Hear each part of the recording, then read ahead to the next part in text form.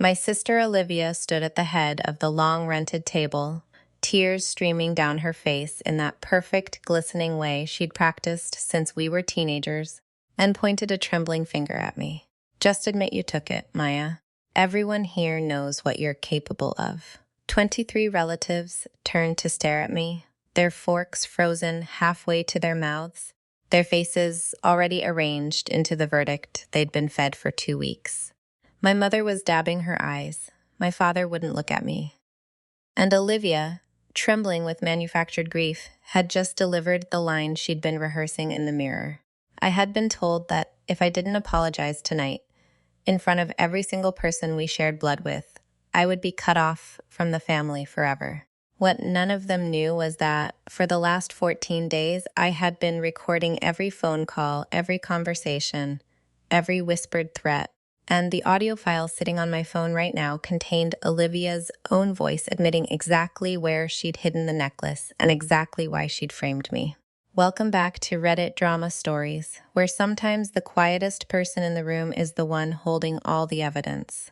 Drop a comment below and subscribe so you don't miss the next story of quiet, prepared justice. My name is Maya Castellano. I'm 29 years old, and I run a small transcription and closed captioning business from the spare bedroom of my apartment.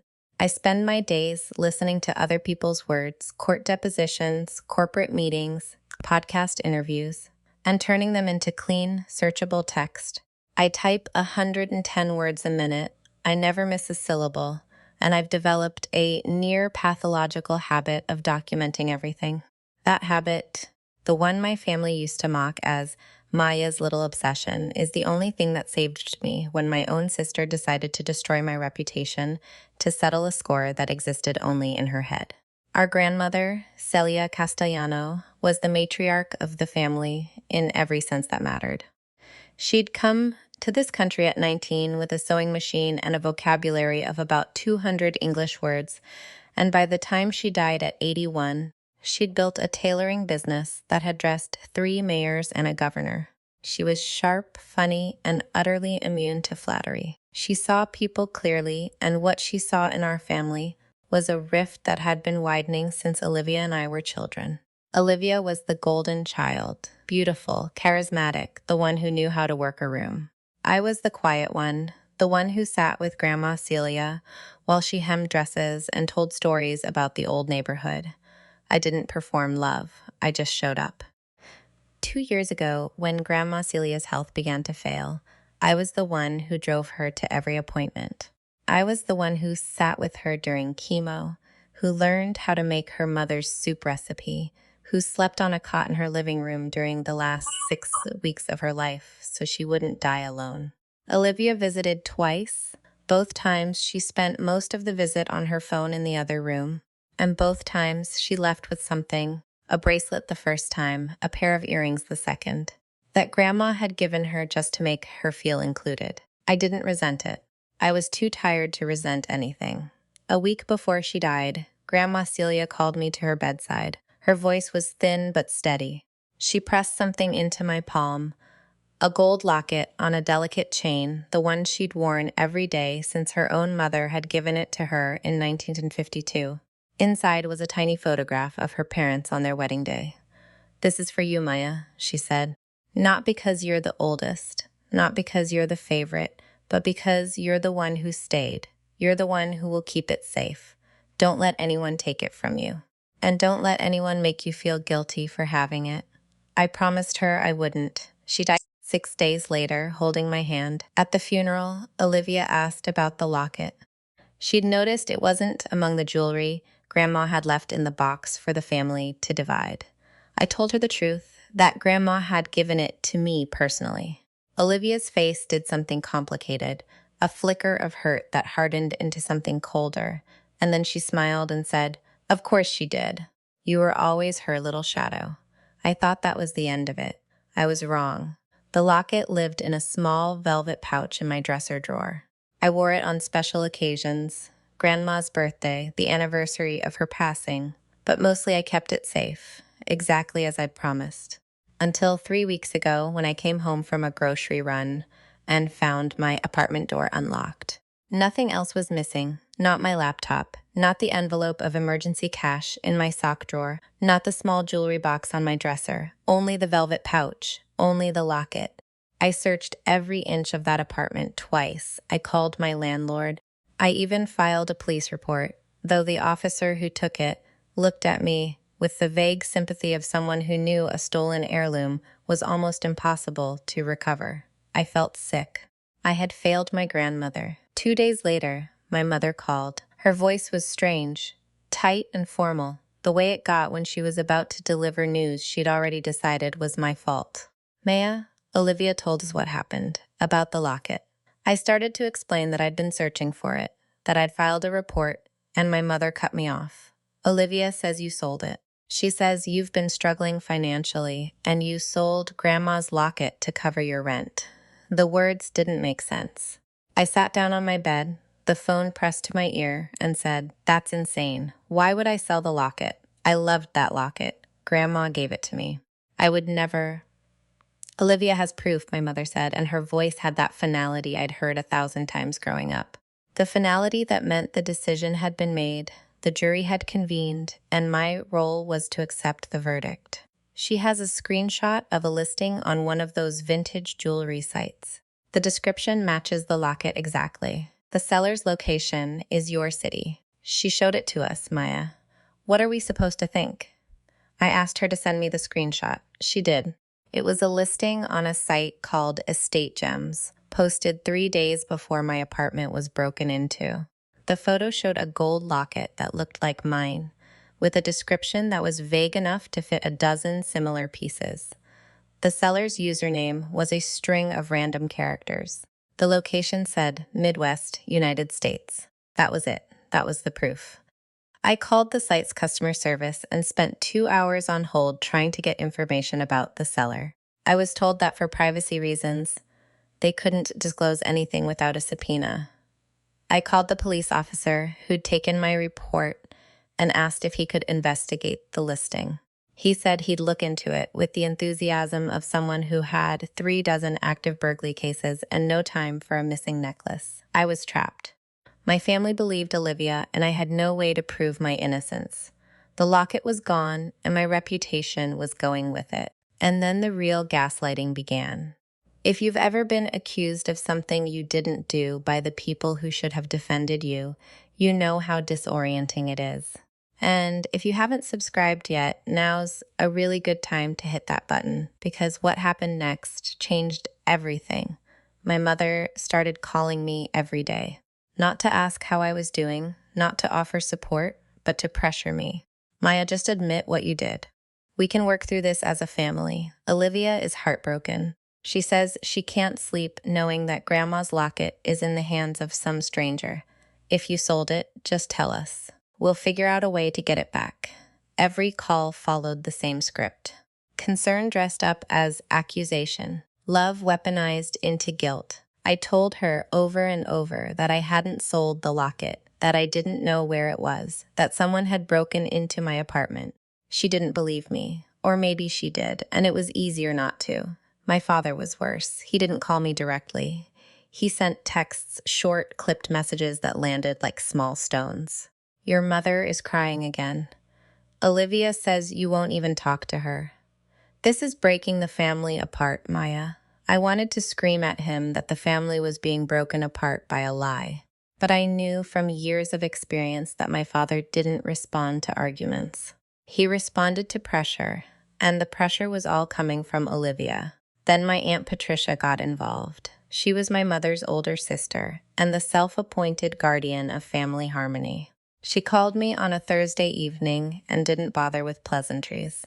Maya, I'm going to be frank with you. The family reunion is in 2 weeks. Your mother is a wreck. Olivia is a wreck.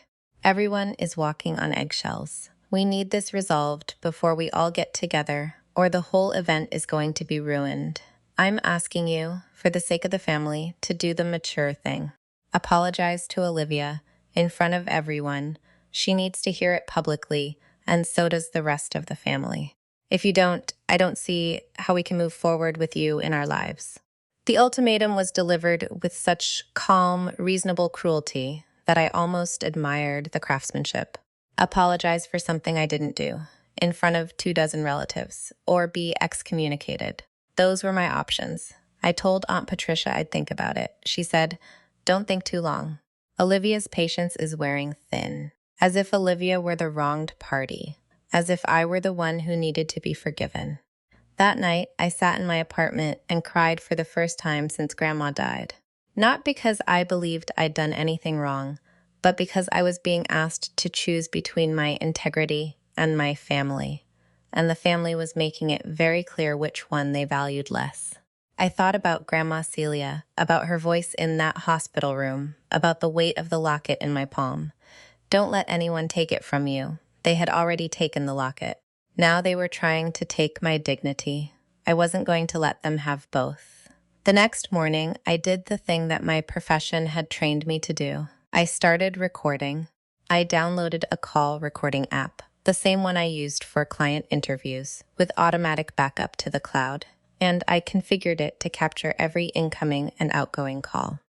I also started carrying a small digital voice recorder in my pocket, the kind I used for in-person meetings, and I turned it on whenever I was in a conversation that might matter. It wasn't illegal in my state, which is a one-party consent jurisdiction. I checked. I'm a transcriptionist. I check things. The first recording I made was of my mother. She called the following morning, and I let the app capture every word. "Maya, honey, I've been thinking. Maybe this doesn't have to be a big thing. If you just stand up at the reunion and say you're sorry, that you've made a mistake, that you regret what you did, Olivia will forgive you. She told me she would. She just needs to hear it from you in front of everyone. Can you do that for me? For your sister? For the family?" Her voice was coaxing, almost gentle, and I could hear the exhaustion underneath it. She genuinely believed that my false confession was the only path to peace. I told her I'd think about it, and I saved the recording. The second recording came 2 days later. My cousin Daniel, who had always been close to Olivia, called me out of the blue. "Hey, Maya, look, I don't want to get in the middle of this, but Liv is really hurting."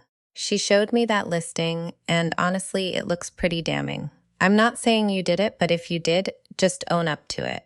Everyone makes mistakes. The family will understand. But if you keep denying it, it's just going to make things worse." You know how Liv gets when she feels attacked. That last sentence, "Liv feels attacked," was so perfectly inverted that I almost laughed. I thanked Daniel for his concern and saved the recording. But the recording that changed everything came on a Friday evening, 10 days before the reunion. I was sitting in my apartment working on a transcript for a corporate client when my phone rang. It was Olivia. I almost didn't answer.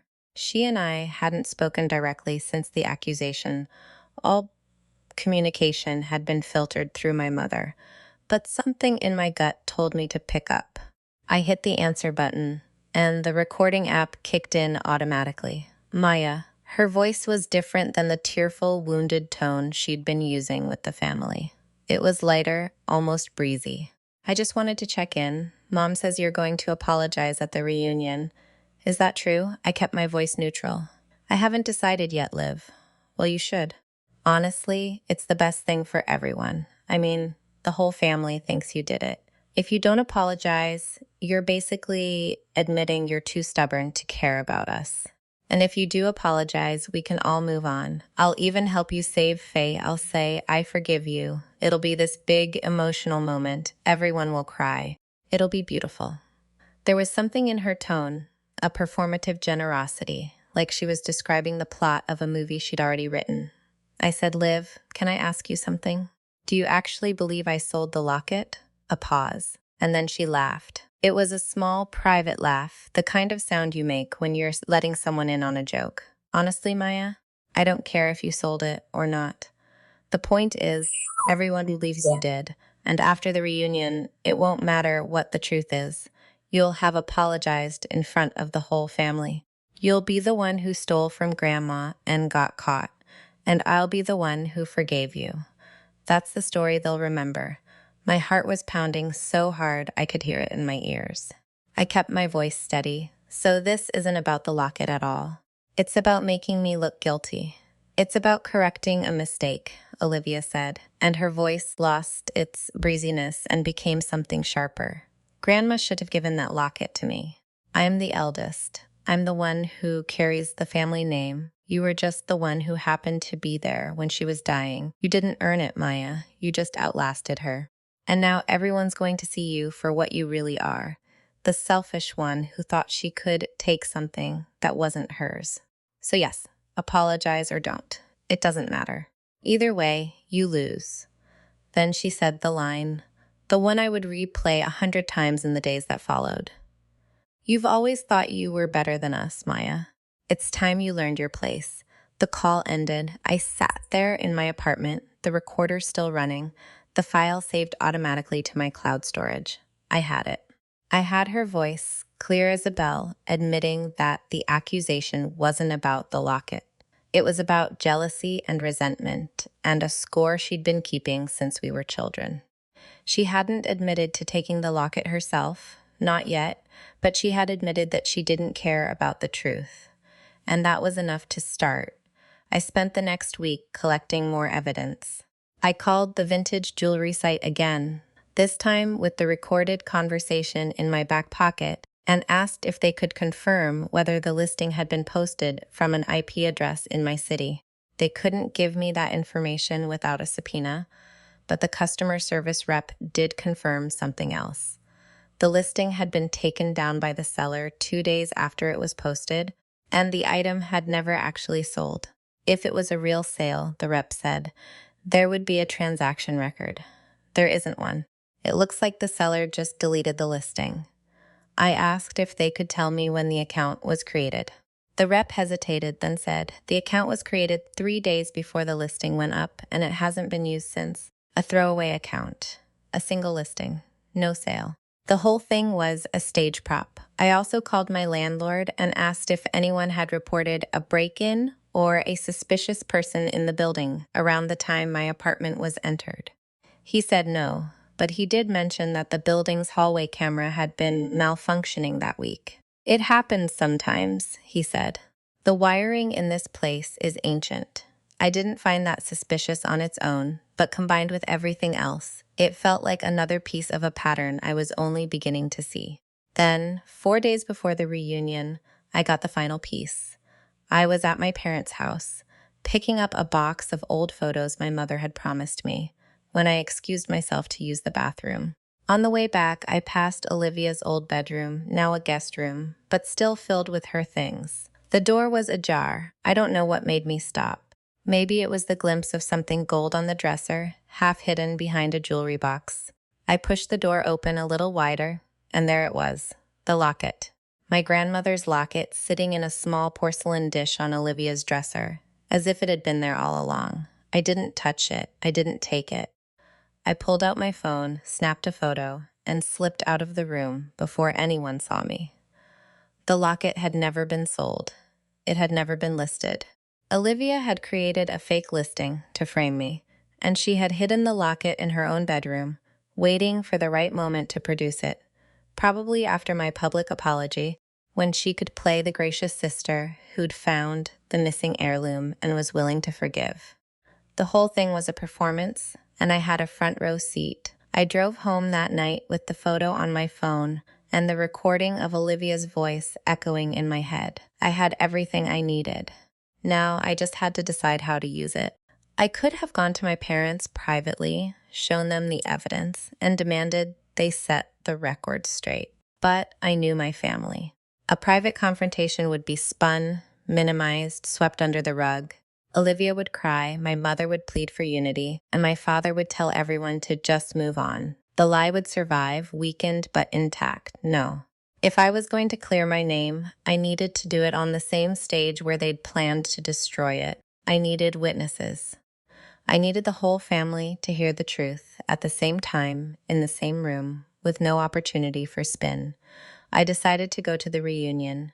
I told my mother I'd be there. I told her I was ready to make things right. She cried with relief and said she knew I'd do the right thing. I let her believe what she wanted to believe. And I spent the next 3 days preparing, backing up the recordings, printing the photo, writing down exactly what I wanted to say. I also called my cousin Elena, the one relative who had always been skeptical of Olivia's theatrics. I told her everything. She listened without interrupting, and when I was done, she said, "I'll be there. I'll make sure people pay attention." Having one ally in that room made all the difference. The reunion was held at a rented event space attached to a country club on the outskirts of town. The room was large and beige, with a long buffet table along one wall and 24 round tables draped in cream-colored cloths. There were maybe 60 people there, aunts, uncles, cousins, second cousins, family friends who might as well have been relatives. My parents had organized the whole thing as a celebration of family unity, which was either deeply ironic or completely delusional, depending on how you looked at it. Olivia had dressed for the occasion in a pale pink dress that made her look soft and vulnerable. I wore a dark blue blouse that made me feel serious and calm. For the first hour, I played my part. I made small talk. I complimented the food. I let my mother hug me too tight and whisper that she was proud of me for coming. Olivia kept her distance, shooting me small, satisfied smiles from across the room, the kind that said she believed she'd already won. I smiled back. I didn't give her a single reason to suspect anything. Then my father stood up and tapped his glass. The room quieted. He made a short speech about the importance of family, about weathering storms together, about the strength of the Castellano name. And then he said, "Before we get to dessert, there's something we need to address as a family. Olivia, would you like to say a few words?" Olivia stood. She walked to the head of the table with the practiced grace of someone who'd been waiting for this moment. She thanked everyone for coming. She talked about how hard the last few weeks had been, how she'd barely slept, how the loss of Grandma's locket had felt like losing Grandma all over again. Her voice trembled at exactly the right moments. Several relatives were already dabbing their eyes, and then she turned to me. "Maya," she said, her voice full of manufactured compassion, "I don't want to fight anymore. I don't want to hold on to anger. I just want my sister back. So I'm asking you, in front of everyone who loves us, to please just tell the truth. Just admit you took it, Maya. Everyone here knows what you're capable of." There it was, the line. 23 relatives turned to stare at me. My mother was already crying, my father was looking at the floor, and Olivia was standing there with her hands clasped, the picture of wounded innocence, waiting for me to confess. I stood up. I walked to the head of the table, not next to Olivia, but across from her, so that the whole room could see both of us. I pulled out my phone. "You're right, Liv," I said, my voice steady. "Everyone here should know the truth, so let's tell them." I opened the recording app, selected the file from Friday evening, and pressed play. Olivia's voice filled the room, amplified by the small Bluetooth speaker I'd brought and set on the table. "I don't care if you sold it or not. The point is, everyone believes you did. And after the reunion, it won't matter what the truth is." Gasps rippled through the crowd. Olivia's face went white. "Grandma should have given that locket to me. You didn't earn it, Maya. You just outlasted her. And now everyone's going to see you for what you really are." Her own words hung in the air like smoke. "You've always thought you were better than us, Maya. It's time you learned your place." I stopped the recording. The silence that followed was absolute. 60 people, frozen. Olivia's mouth was opening and closing, but no sound came out. My mother had stopped crying and was staring at her elder daughter with an expression I'd never seen before. Not anger, not yet, but the beginning of a terrible, dawning understanding. "That was Olivia," I said. 10 days ago, on a phone call, she didn't know I was recording. She didn't care if I sold the locket. She just wanted me to look guilty. Because Grandma gave the locket to me, and Olivia has never forgiven me for it." Olivia found her voice, and it came out as a shriek. That's not real. She faked it. You can fake audio." "She's trying to frame me." "I have the original file, time-stamped and stored in the cloud," I said. "I'm happy to send it to anyone who wants to verify it. But there's more." I pulled up the photo on my phone and held it up. "This is a picture I took 4 days ago in Olivia's bedroom at our parents' house. That's Grandma's locket, sitting on her dresser. It was never sold. It was never listed. Olivia created a fake online listing to make it look like I'd sold it, and she hid the locket in her own room, waiting to produce it after I'd been humiliated. My mother stood up. Her face was ashen. Olivia, is that true? Is the locket in your room? Olivia was crying now, real tears, not the pretty, stage-managed ones from before. Mom, I can explain. She's lying. She planted it there. I haven't been in that house in 2 weeks, except to pick up a box of photos, I said. The photo is time-stamped. The metadata is intact. And your own voice is on the recording. You didn't just lie about me, Liv. You broke into my apartment, you stole the locket, and you tried to destroy my reputation in front of our entire family because you couldn't stand that Grandma loved me enough to give me something you wanted. The room erupted. My Aunt Patricia, who had been one of the loudest voices demanding I apologize, turned on Olivia with a fury that startled everyone. You did all of this? You made us believe your sister was a thief? Over a necklace, my father, who had been silent throughout, finally looked up. His face was the color of old concrete, and when he spoke, his voice was barely a whisper. Olivia, go to your room. Now, we'll deal with this at home. Olivia didn't move. She was frozen, her perfect performance in ruins, her face a mask of shock and humiliation. My cousin Elena, who had been watching from a nearby table, stood up and walked over to me. She put her hand on my shoulder and said, loud enough for everyone to hear, I believe you, Maya. I've believed you from the start. I'm sorry it took this long for everyone else to catch up. A few other relatives murmured agreement. Others looked at Olivia with expressions that ranged from disgust to pity to something that looked a lot like fear. Fear that the family's carefully constructed hierarchy had just collapsed, and no one knew what would replace it. I looked at Olivia, I looked at my mother, I looked at the room full of people who had been ready to condemn me without a single piece of real evidence. And I said, very quietly, you told me it was time I learned my place. You were right. My place is not under your heel, Liv. It never was. I gathered my things and walked out. Behind me, the room was a chaos of raised voices and scraping chairs and my mother's sobs. But I didn't look back. I had done what I came to do. I had told the truth.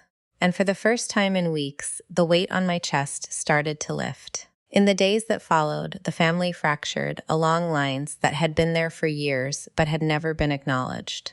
Olivia moved out of my parents' house within a week, not by choice, but because my father, for the first time in his life, had put his foot down. He called me 2 days after the reunion, his voice raw and hesitant. Maya, I'm sorry. I should have believed you. I should have protected you.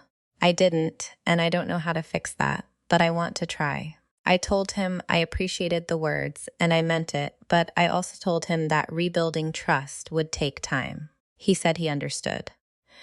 We've been talking once a week since then, and slowly, carefully, we're building something new. My mother's journey was harder. She called me crying 3 days after the reunion and said, I don't know how I let this happen. I thought I was keeping the peace.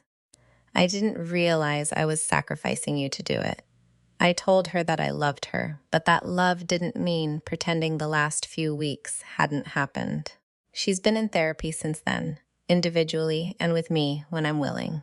It's messy and slow, but it's real. Olivia hasn't apologized. She sent me a single text a week after the reunion that read, I hope you're happy. You've ruined my life. I didn't respond. I didn't need to.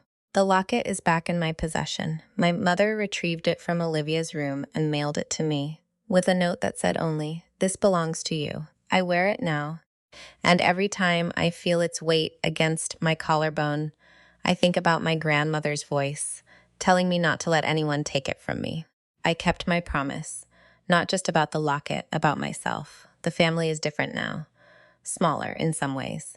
Some relatives still won't speak to me because they think I should have handled it privately, that airing dirty laundry in front of everyone was its own kind of betrayal. I've made peace with that. The truth has a cost, and I was willing to pay it.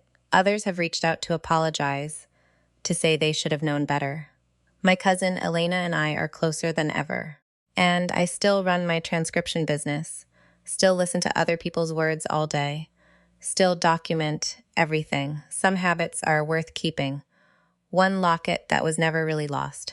One recording app that cost $4.99 and saved my reputation. One sister who thought her performance would hold right up until the moment it didn't.